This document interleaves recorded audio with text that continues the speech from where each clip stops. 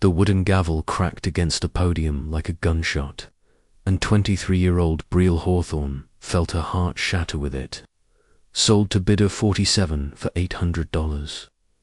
The auctioneer's voice boomed across the crowded fairgrounds, sealing the fate of everything her family had worked 3 generations to build: Copper, the magnificent chestnut stallion who had been her constant companion since childhood, stood trembling in the auction ring. His dark eyes searched the crowd frantically until they found hers. The connection between them had always been inexplicably bond that transcended the ordinary relationship between human and horse. Now, as strangers discussed him like mere commodity, that bond felt like a rope being stretched to its breaking point. Final sale on lot 17, the auctioneer declared, his handlebar mustache twitching with satisfaction. Next up, we have a fine collection of farming equipment from the Hawthorne estate. Brielle pushed through the dispersing crowd, her worn boots slipping on the sawdust-covered ground. The drought had claimed their crops 2 years running, and the bank had finally called in their loans. Everything, the house, the land, the animals, would be gone by sunset. She'd managed to scrape together enough money to rent a small apartment in town, but there was no room for a horse, no matter how beloved. The buyer, a stern-faced man in an expensive suit, was already approaching Copper with a lead rope. Brielle recognized him as Cornelius Blackmont, owner of the largest cattle ranch in 3 counties. He collected horses like some men collected stamps, not for love, but for status and breeding potential. "Easy there, boy," Blackmont's ranch hand muttered, reaching for Copper's halter. But the stallion reared back, his powerful hooves striking the air. He'd never been aggressive before, but something in his demeanor had changed the moment the gavel fell. Brielle rushed to the ring's edge. "Please, let me calm him down. He's just frightened." Blackmont glanced at her dismissively. "The animal is my property now, miss. My men can handle him." He nodded to his workers, who approached with more ropes and determination. But Copper would have none of it. The stallion wheeled around the ring, his coat gleaming like burnished copper in the late afternoon sun. Each time someone approached, he pivoted away, never striking or biting, but making it clear he would not be easily claimed. "Stubborn beast," Blackmont growled. "We'll let him settle down in the trailer. Sometimes they need to accept their new reality." As they finally managed to corner Copper and lead him toward the horse trailer, Brielle felt tears streaming down her cheeks. She placed her hand against her chest, where her grandmother's silver locket hung the last piece of family jewelry she hadn't sold. Inside was a faded photograph of her great-grandmother with the first horse the Hawthorne family had ever owned. "I'm sorry, Copper," she whispered as the trailer doors slammed shut. "I'm so sorry." The truck pulled away in a cloud of dust, taking with it not just her horse, but the last connection to the life she'd always known. Brielle stood alone as the auction continued around her, watching her childhood disappear down the gravel road. But 30 miles away, as Blackmont's truck rounded a bend near Willow Creek, something extraordinary happened. The trailer door, apparently not properly latched in their haste, swung open. Copper, sensing his moment, leaped from the moving vehicle with the grace of his wild ancestors and disappeared into the growing twilight. The horse was coming. Home. Copper's hooves thundered against the packed earth as he galloped through the darkness, guided by an instinct deeper than logic. The ranch hand's shouts faded behind him as he plunged into the familiar woods that bordered the old Hawthorne property. Branches whipped at his flanks, but he pressed on, following scent trails and half-remembered paths from countless rides, with Brielle miles away. Brielle sat on the front steps of what had been her family home just hours earlier. unable to bring herself to leave for her new apartment in town. The house would be demolished next week to make way for a shopping center, but tonight it still held echoes of laughter, Sunday dinners, and whispered bedtime stories about horses who understood human hearts. Her phone buzzed with a text from her best friend, Magnolia Fairweather. "The moving truck is here. Where are you? We need to get your things to the apartment before midnight." Brielle stared at the message but couldn't bring herself to respond. How could she explain that leaving felt like abandoning her family's ghosts? Her parents had died in a car accident when she was 16, and her grandmother had passed just last year. The farm was all she had left of them. 20 miles away, Copper paused at Willow Creek to drink. The water was icy against his muzzle, and his legs trembled from exhaustion, but something stronger than fatigue drove him forward. In his equine mind, images flickered. Brielle's gentle hands braiding his mane, her voice singing lullabies in the barn, the way she'd curl up against his warm flank when thunderstorms frightened her as a child. The bond between them had been forged in moments both ordinary and extraordinary. When Brielle was 12 and had broken her arm falling from his back, Copper had refused to leave her side, standing guard until help arrived. When she was 18 and crying over her first heartbreak, he'd nuzzled her tears away with infinite patience. They were two souls who spoke a language beyond words. As dawn approached, Brielle finally rose from the porch steps. The dew had soaked through her jacket, and the early morning air carried the scent of autumn leaves and memories. She was gathering her courage to walk to her car when she heard the distant sound of HOOFBEATS. At first, she thought her grief was playing tricks on her, but the sound grew closer, accompanied by the rhythmic breathing of a horse pushed to its limits. She turned toward the old dirt road that led to the back pasture, her heart hammering against her ribs. Through the morning mist came a vision that made her question her sanity. Copper emerged from the fog like something from a dream, his coat dark with sweat, his sides heaving, but his eyes bright with determination. He slowed to a trot, then a walk, and finally stopped directly in front of her. "Copper," she whispered, afraid to believe. What are you doing here?" The stallion lowered his great head and pressed his forehead against her chest, a gesture of greeting they'd shared since she was a child. His body was warm and solid and real. This was no hallucination brought on by grief. Brielle's hands shook as she ran them along his neck, checking for injuries. Aside from a few scratches from his journey through the woods, he seemed unharmed. But how had he escaped? And more importantly, what was she going to do now? Her phone rang, startling them both. The caller ID showed Cornelius Blackmont's name, Miss Hawthorne. His voice was tight with anger. "My horse escaped during transport. If you're hiding him, I'll have you arrested for theft.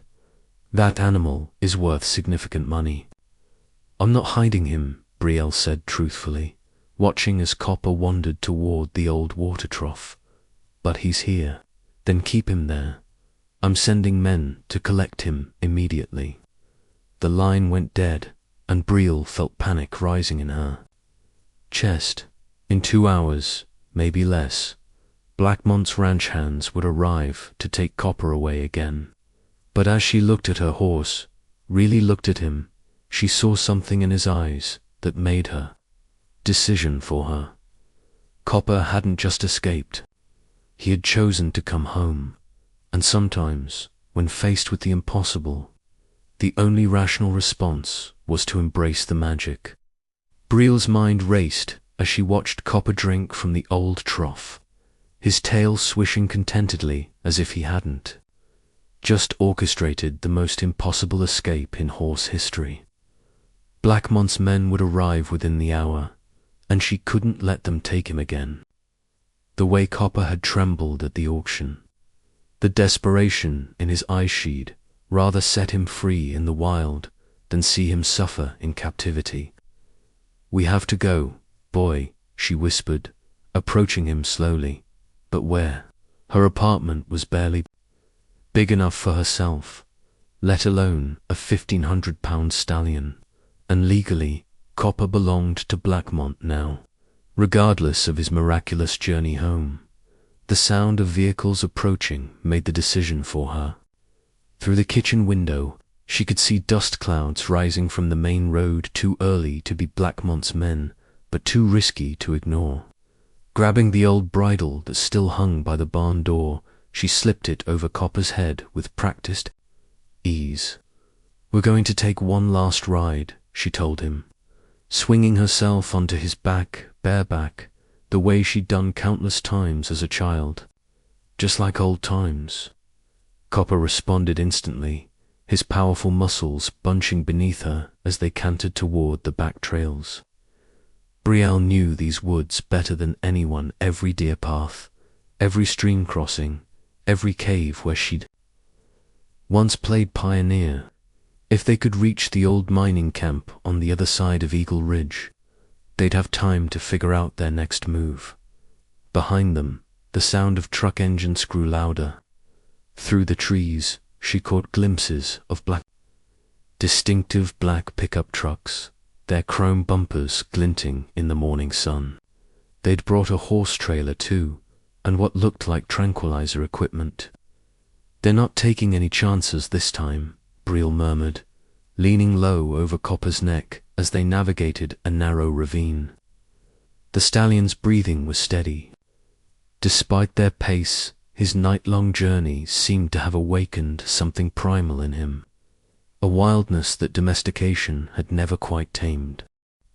Her phone buzzed with another call from Blackmont, but she let it go to voicemail.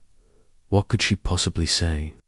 That her horse had chosen her over his legal owner, that some bonds transcended property law. They climbed steadily through the pine forest, following trails Brielle's great-grandfather had carved during the Depression. The morning air was crisp with the promise of winter, and maple leaves spiraled down around them like nature's confetti. For a moment, she could almost pretend they were just out for their usual morning ride, that the farm still belonged to her family, that nothing had changed, but the distant sound of men's voices calling through the trees shattered that illusion. Blackmont's search party was spreading out, trying to cut off their escape routes. She recognized the voice of Doyle Morrison, Blackmont's foreman, a man who'd never met a problem he couldn't solve with brute force. "There's fresh tracks here." Morrison's voice carried through the forest. "They're headed for the ridge." Copper's ears pricked forward at the sound, and Brielle felt his muscles tense. The horse seemed to understand the gravity of their situation with an intelligence that continued to astonish her. He picked up his pace without being asked, his hooves finding purchase on the rocky trail with sure-footed grace. They crested Eagle Ridge as the sun broke through the canopy, painting the valley below in shades of gold and amber. From here, Brielle could see for miles the remains of her family's farm, the town where she'd grown up, and beyond that, endless possibilities if only they could evade capture. But she could also see Blackmont's men closing in from 3 directions, their walkie-talkies crackling with coordinates and commands. They'd underestimated her knowledge of the terrain, but they wouldn't make that mistake twice. "What are we doing, Copper?" she asked softly, running her fingers through his mane. "We can't run forever." As if in answer, the stallion turned his head toward the old mining camp below, abandoned for 50 years. It consisted of a few tumble-down buildings and the entrance to the old copper mine, the very mine her great-great-grandfather had worked before becoming a farmer. Local legend said the tunnels ran for miles underground, connecting to caves that emerged on the far side of the mountain. Brielle had never explored the mines. They were considered too dangerous, but as Blackmont's men drew closer, she realized they might be their only option. Sometimes the most desperate situations called for the most desperate measures. "Trust me one more time," she whispered to Copper, guiding him down the steep slope toward the abandoned camp and whatever lay waiting in the darkness below. The entrance to the old copper mine yawned before them like a mouth frozen in an eternal scream. Rusted rails disappeared into blackness, and water dripped steadily from somewhere deep within the mountain. Brielle's grandmother had always warned her away from these tunnels. But as Blackmont's men crashed through the underbrush above them, the mine suddenly seemed less dangerous than what waited outside. "Easy, boy," she whispered as Copper snorted nervously at the mine's mouth. The stallion had never liked enclosed spaces, but he trusted her completely. That trust both humbled and terrified her. She made the wrong choice now.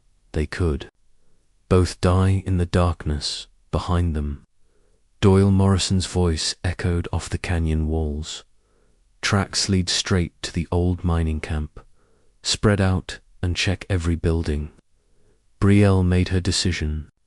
Sliding off Copper's back, she grabbed an old miner's lantern from a rusted hook by the entrance. To her amazement, it still held oil and flickered to life when she struck a match. The pale flame pushed back just enough darkness to reveal the tunnel stretching ahead wider than she'd expected, with wooden support beams that looked surprisingly solid. "We're going to walk through history," she told Copper, her voice steady despite her racing heart. "Great-great-grandpa worked these tunnels. Maybe he's watching over us." The stallion followed her into the mine with only the slightest hesitation. Their footsteps echoed strangely in the confined space, and the air tasted of minerals and time. The tunnel curved gently to the right, following what must have been a vein of copper or dirt that had sustained her family for 2 generations before they'd turned to farming. 20 minutes into their underground journey, they heard voices at the mine entrance.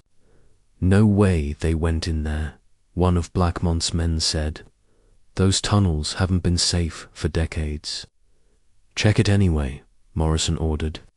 "Blackmont's offering a $500 bonus to whoever brings back that horse." The sound of their pursuers entering the mine sent fresh urgency through Brielle's veins. But as they pressed deeper, she began to notice something remarkable. The tunnel walls were covered with marks, not just the scars of mining tools, but deliberate symbols and words carved into the stone. J.H. 1892, read one inscription. James Hawthorne, her great-great-grandfather. Below it, in more recent carving, "For my beloved Copper, who showed me the way." E.H. 1943, Brielle's breath caught. Her great-grandmother, Elizabeth, had been here, and she'd written about a horse named Copper. Not her Copper, but another horse from the family's past. The coincidence seemed too strange to be mere chance. As they rounded another bend, the tunnel opened into a vast underground chamber lit by shafts of sunlight streaming through cracks in the ceiling. Ancient mining equipment sat exactly where it had been abandoned, as if the workers had simply stopped for lunch and never returned. But what made Brielle gasp was the far wall of the cavern, covered floor to ceiling with carvings, paintings, and photographs protected by some miracle of preservation. It was a shrine to the Hawthorne family's history with horses, together from the 1800s showed her ancestors with magnificent steeds. Paintings depicted horses racing across endless prairies. And everywhere, carved deep into the stone, were story-stales of horses who had saved their masters from blizzards, wars, and disasters. Tales of bonds that transcended death itself. In the center of it all was a larger-than-life carving of A horse that looked remarkably like her Copper, with words beneath it in her great-grandmother's handwriting.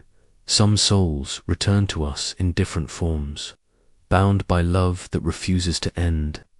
Copper whinnied softly and approached the carving, pressing his muzzle against the stone horse's nose. The lantern light danced across his coat, and for a moment Brielle could swear she saw other horses in the shadows, generations of hawthorn horses standing vigil in this sacred space. "My God," she whispered, understanding flooding through her. "You've been here before." The sound of footsteps echoed from the tunnel behind them, but now Brielle felt no fear. This place, this moment, had been waiting for them. Her family's history seemed to whisper from the walls. Some bonds are stronger than ownership, stronger than law, stronger even than death. She heard Morrison's voice growing closer. "There's a light up ahead, there in the main chamber." But Brielle had spotted something else, another tunnel leading out of the chamber, marked with fresh air currents and the distant sound of running water. Her great-grandmother's final carving pointed toward it. "The path home is always lit by love." Taking Copper's bridle, Brielle headed toward their true escape route, leaving behind more than just Blackmont's men. She was leaving behind the old life of fear and loss, stepping toward something that felt like destiny.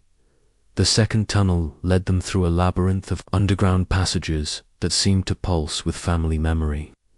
Every few hundred yards, Brielle discovered more evidence that she wasn't the first Hawthorne to seek refuge in these depths. Hand-carved arrows pointed the way forward, and she found supplies cached in waterproof containers, rope, dried food, even horse blankets that looked decades old but were still serviceable. Her great-grandmother, Elizabeth, had prepared this escape route long ago, she realized. But for what and why? The tunnel gradually began to slope upward, and the sound of running water grew stronger. After what felt like hours but was probably only 30 minutes, they emerged into brilliant afternoon sunlight beside a hidden waterfall on the far side of Eagle Ridge. Copper immediately went to the water's edge to drink, and Brielle sat on a moss-covered boulder to catch her breath. They were safe for now, but Blackmont's men would eventually find the exit tunnel. She needed help, and there was only one person she could trust completely. She pulled out her phone, amazed to find she had signal, and called Magnolia. "Fairweather, Brielle. Where have you been? I've been worried sick, and there are men with trucks asking about you and some horse, Magnolia. I need you to do something, and I need you to trust me without asking questions." Brielle's voice was steady now, filled with a purpose she hadn't felt since before her grandmother's death. "Go to the old family Bible in the box I gave you to store. Look for anything about horses, especially anything written by great-grandmother Elizabeth. Are you in some kind of trouble? Maybe.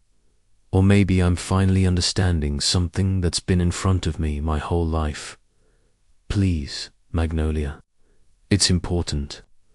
While she waited, Brielle studied Copper as he grazed peacefully beside the waterfall. The stallion showed no signs of distress despite their underground adventure. If anything, he seemed more at home than ever, as if the mine had awakened something in his memory to dot. Her phone rang. "Brielle, you're not going to believe this." Magnolia's voice was breathless with excitement. "There's a whole section of the Bible I never noticed before, written in the margins by your great-grandmother. It's all about horses, specific horses, and she writes about them like they're the same horse, just returning in different bodies." "What exactly does it say?" "She writes about a stallion named Copper who belonged to her grandmother in the 1880s, then another Copper who was her father's horse in the 1920s, then her own Copper in the 1940s. She says, The soul of this horse returns to us when we need him most, in times of great change or loss. He is our family's guardian spirit, choosing his human companion and protecting the bloodline. Brielle's hand went to her grandmother's locket. What else? There's more.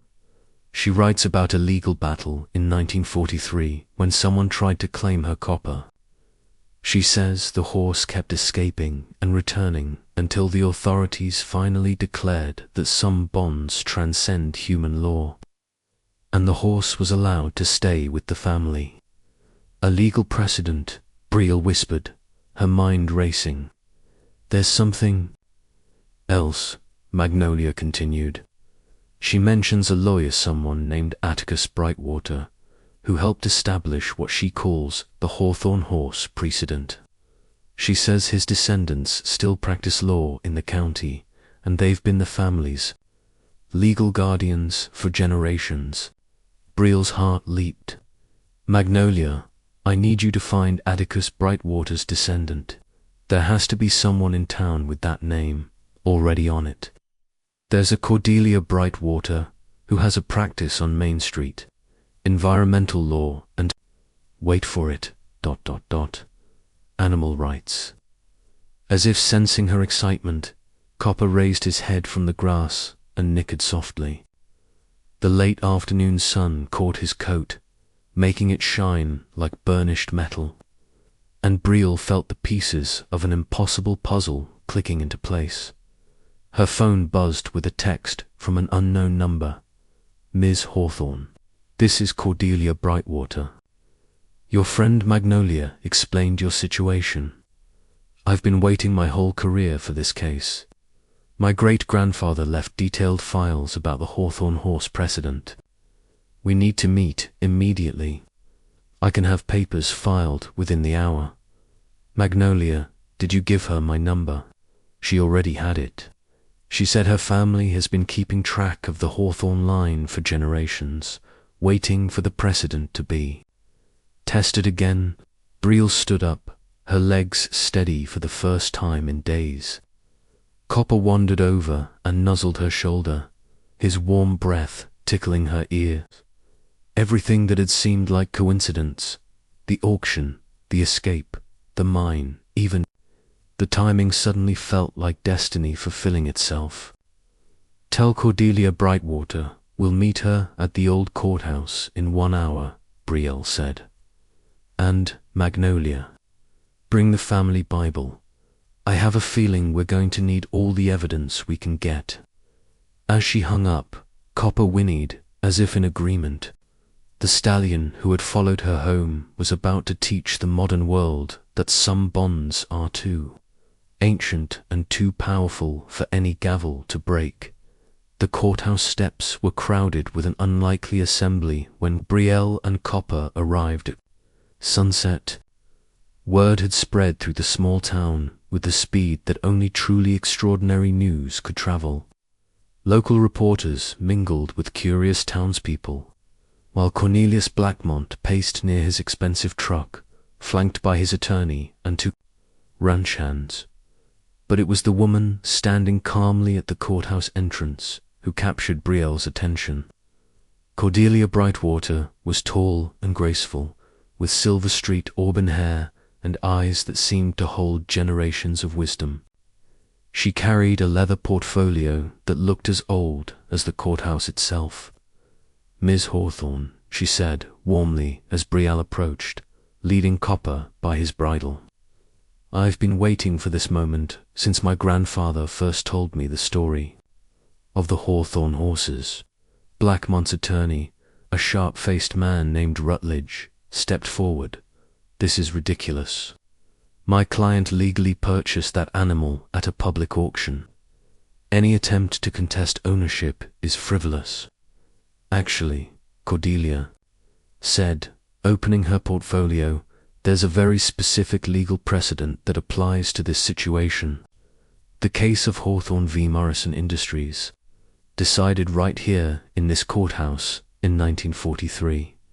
She withdrew a thick file of yellowed documents.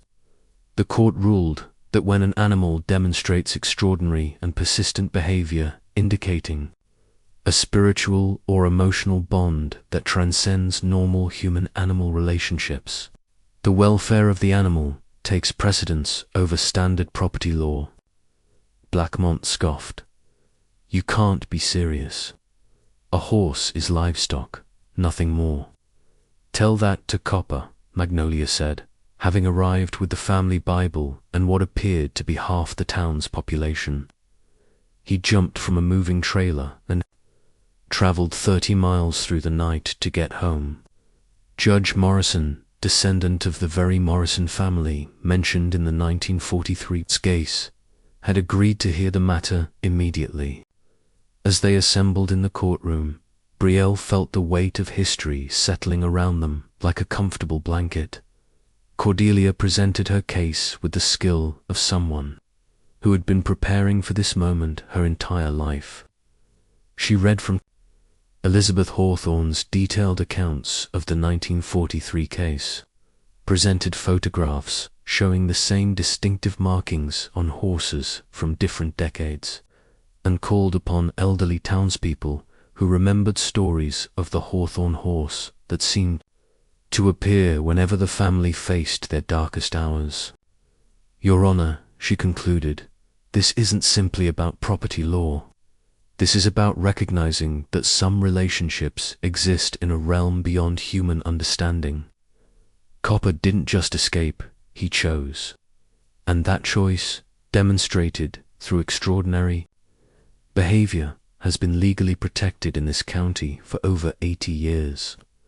Rutledge tried to argue about modern property rights and the economic value of livestock, but his words seemed to fall flat against the weight of testimony and evidence. Even he seemed to sense that something larger than law was at work in the courtroom. The most compelling moment came when Judge Morrison asked to see Copper for himself. In the courthouse square, with the entire town watching, the judge approached the stallion. Copper, who had been nervous around strangers all day, immediately walked to the judge and gently nuzzled his outstretched hand. This horse knows something we don't, Judge Morrison said quietly. My great-grandfather wrote in his personal notes that the 1943 case taught him there are bonds in this world that human law can only acknowledge, never create or destroy. When court reconvened, the judge's decision was swift and unanimous. The 1943 precedent stands. Copper is to remain with Brielle Hawthorne, where he is clearly chosen to be. Mr. Blackmont, you will be refunded your purchase price, plus damages for your inconvenience. But the day's surprises weren't over. As the crowd began to disperse, Cordelia approached Brielle with one final document. There's something else, she said. The Brightwater Family Trust has been managing a fund for 80 years, waiting for this day. Your great-grandmother, Elizabeth, established it before she died, knowing the family would eventually lose the farm, but that Copper would return when he was needed most.